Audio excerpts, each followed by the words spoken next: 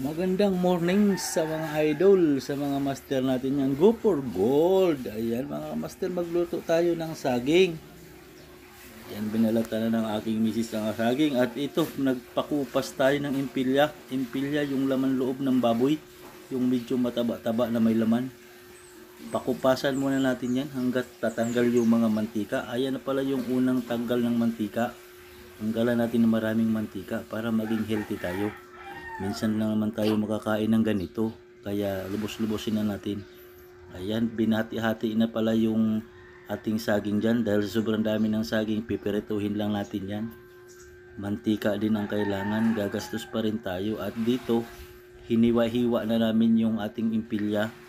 Kasi mamaya at maya, haluan natin ng bagoong alamang iyan. Ay napakasarap, go for gold, diba? Ayan, napakasarap. At dyan, talagang nahirapan maghati-hati yung aking asawa dyan dahil medyo makunat at medyo mainit pa. Ingat-ingat baka mapasok. Go for gold, diba? Wala napakasarap naman tingnan, crunchy. Crunchy na may oil-oil pa. Siyempre tatanggalin talaga yung oil at para masarap ang kain at safety sa ating katawan. Hala, go for gold, diba? Ganyan lang mga kamaster. Ayan unang salang pa lang natin yan ng saging, Wala nang asukar dahil hinog na yan, matamis na yan. Mabilis na lang kainin yan, malambot na yan. At dito naman, tanggalan na yung oil yan, gigisahin pa natin yan, tatanggalan pa natin ng kaunting oil yan. Para talagang go for gold, diba? Yan mga kamaster, diba? Hinang apoy lang para hindi ganong masunog. Ayan, nagagayat na pala tayo ng maliliit na sibuyas dyan dahil sobrang mahal ng kilo. At saka yung ating bawang para diretso na natin ihalo sa ating empilya na may bagoong. Hala go for gold, di ba? Ayan mga master, nandiyan na pala yung bagoong natin, hindi natin pakita, hinugasan natin para matanggal yung alat kasi lalagyan natin ng asukal yan, di ba?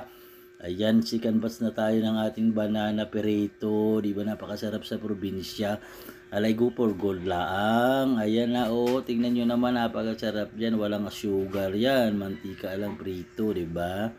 Ayan mga pastor, go for gold lang tayo mga pastor. Mahirap mo lang buhay pero laban lang, go for gold, di ba? Ayan, medyo kumupas na, babawasan natin ng mantika uli yan mga ka-idol, mga ka-master. Go for gold lang tayo mga ka-master, gold for gold, diba? Ayan mga ka-master, lipat na natin yung mantika mga ka-master para talagang mabawasan yung cholesterol, diba? Go for gold lang tayo, hala ayan na yung salang natin uli dyan para maging fry talaga siya ng husto at masarap kainin, crunchy. Ayan nandiyan naman yung ating pritong saging na medyo luto-luto na. Ayan na sa mga gusto ng mga saging dyan, hala mag-message lang kayo, napakasarap nito. Go for gold lang tayo mga kamaster. Ayan lang si last batch nating saging. Dito naman mga kamaster, ayan, babawas na tayo ng fry nating empilya para yung natitira lagyan na natin ng bagoong alamang para kakain na tayo at nagugutom na tayo. Napakasarap na yan, diba? Diba? Go for gold lang tayo mga kamaster. Ayan mga master, bawas na talaga. Yan lang natitira, yun yung gigisahan natin sibuyas, bawang para ilagay natin yung bagoong alamang para mamaya kainan na. Go for gold, diba mga master? Ala andyan talaga ang buhay mga kamaster. Talagang kung anong mayroon, pasalamat tayo lagi sa mahal na Panginoon. Go for gold lang tayo mga kamaster.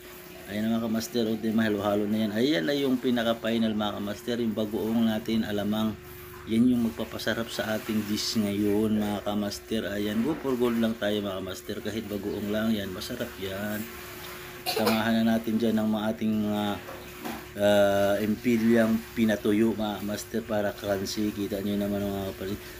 Never mind na lang sa kawali mga kamaster, diba? Never mind na lang. Dito pala din nagluto sa gasol kasi nakabili na tayo ng gasol. Maraming salamat Panginoon sa biyaya.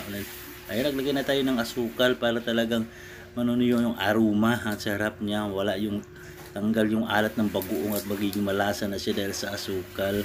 Go for gold lang tayo mga kamaster. Ayan mga kamaster, malapit na yan maging finished product mga kamaster. At dito naman yung ating saging, pritong saging mga kamaster ay finished product na. Ayan mga kamaster, napakasarap yan mga kamaster. Kahit ganun lang yan mga kamaster, napakasarap na yan. Ayan mga kamaster, talagang gutom na ako at minadali na namin dyan. Dahil nagutom na paniparihas kasi mag alas 8:30 na mga kamaster. Ayan mga kamaster, yung finished product nating bagoong na may alamang pala bagoong na may impilya ng baboy mga kamaster. Diba, napakasarap, looking delicious mga kamaster. At niready ko na pala yung kanin dyan para talagang kainan na at nagutom na talaga mga kamaster. Ayan na yung finished product natin dyan mga kamaster. Medyo nagmamantika yan dahil nga dyan sa impilya. Kahit anong bawas natin ng mantika, mayroon pa rin mantika. Mga salamat mga kamaster. Go for gold lang tayo mga kamaster.